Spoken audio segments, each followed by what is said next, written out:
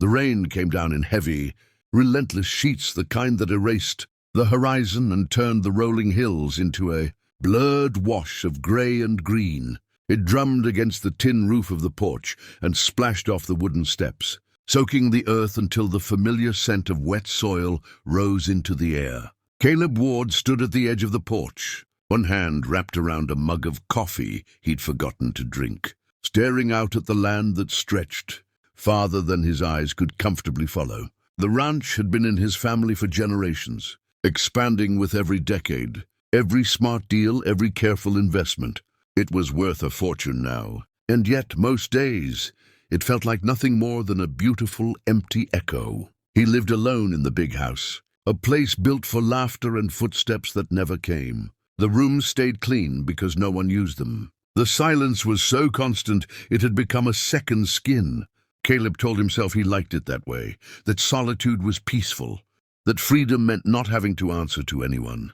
But there were mornings like this, with the rain closing in and the world feeling smaller. When the quiet pressed too hard on his chest, he took a step forward, scanning the fence line out of habit. Storms always revealed what time and neglect had weakened. That was when he noticed movement near the southern fence, just beyond the rise of the hill. At first, he thought it was one of the ranch hands, though he knew none of them were scheduled to work in this weather. Then he wondered if it was a calf that had wandered too close. He narrowed his eyes, rain streaking across his vision, and leaned against the porch rail. Another flash of lightning cut across the sky, sharp and sudden, turning the world white for a heartbeat. In that brief, frozen moment, he saw her clearly. A woman stood at the fence, her body bent forward against the wind, shoulders hunched as she wrestled with a sagging section of wire. Her clothes were dark with rain, clinging to her frame, and her hair hung loose and heavy, plastered to her face and neck.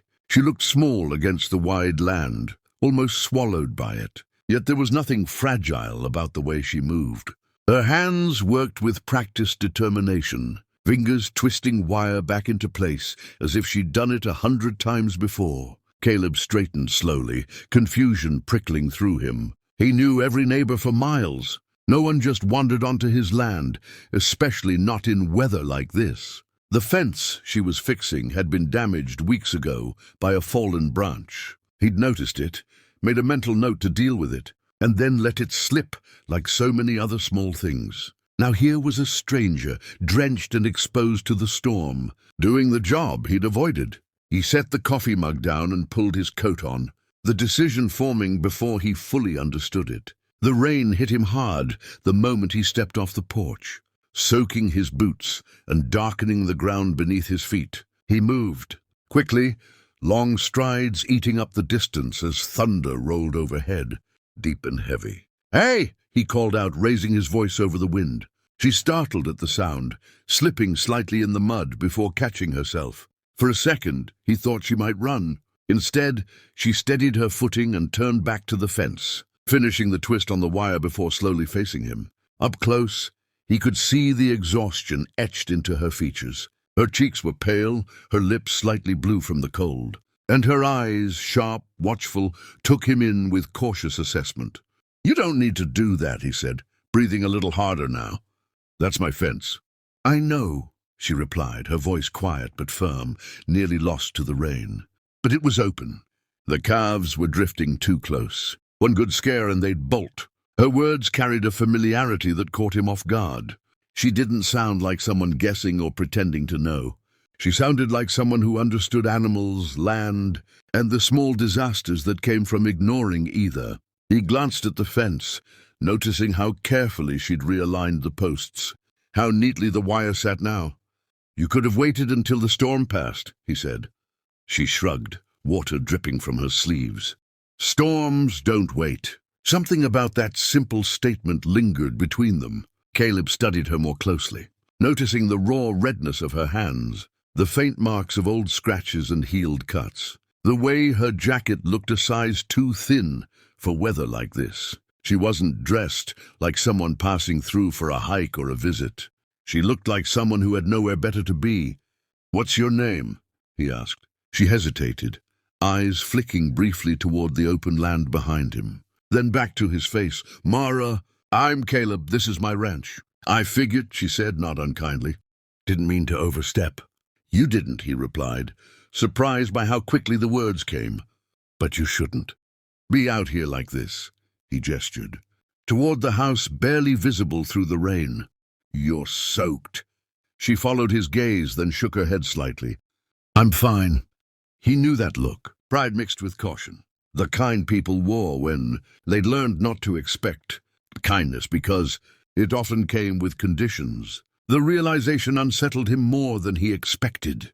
"Come inside," he said. "Just to dry off, please." For a long moment she didn't move. The rain continued to fall around them, filling the silence with its steady roar. Then slowly she nodded. "All right, just for a minute." They walked back toward the house together, her steps careful, his mind louder than the storm. He couldn't remember the last time he'd walked beside someone like this, sharing the same direction, the same small shelter from the weather. When they reached the porch, he held the door open, watching as she paused on the threshold, hesitating like someone unsure if she was truly welcome. As she stepped inside, leaving muddy footprints on the polished floor, Caleb felt a strange, unfamiliar shift in his chest. He didn't know her story yet. He didn't know why she'd been out there fixing his fence in the rain.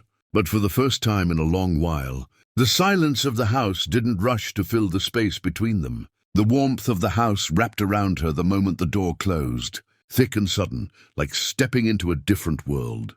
Mara stopped just inside the entryway, water dripping from her hair and jacket onto the hardwood floor, her body stiff with uncertainty. The storm continued outside, rain hammering the roof and windows.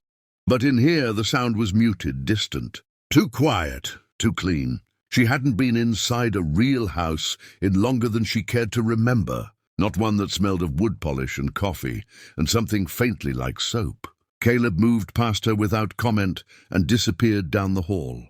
She stayed where she was, eyes tracing the high ceilings, the wide staircase, the framed photographs lining the walls.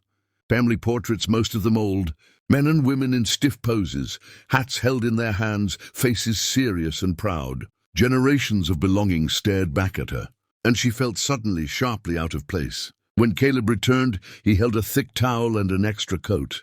He offered them without looking at her too closely, as if he didn't want to embarrass her by acknowledging how soaked she was.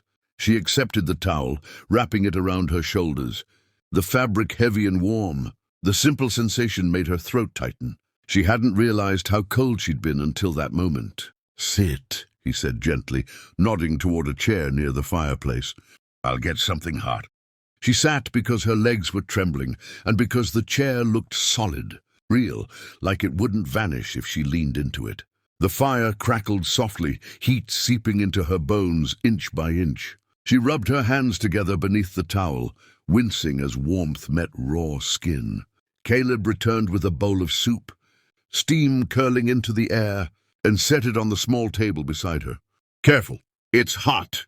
She stared at it for a second, then up at him, searching his face for something, pity, expectation, judgment. She found none. Just a quiet attentiveness, like he was waiting for her to decide what kind of moment this would be.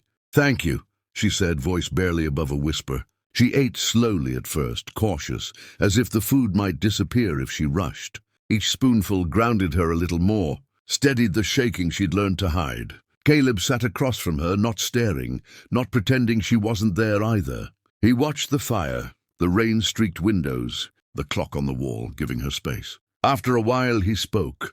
"You said you knew about the calves. You work with livestock?" She nodded. "Used to. My dad did ranch work wherever he could get it. I learned early." A pause.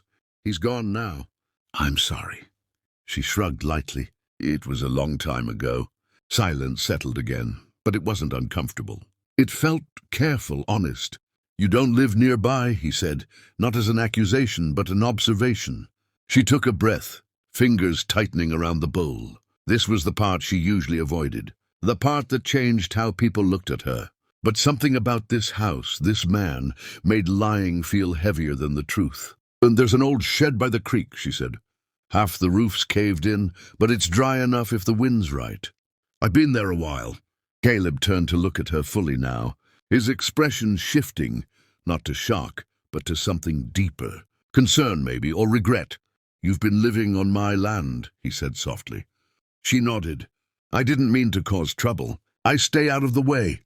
I fix things when I can. Fences, gates, loose boards. I figured if I was useful." Her voice trailed off unfinished. He leaned back in his chair, the weight of her words settling over him. All those mornings he'd ridden past broken posts and told himself he'd get to them later.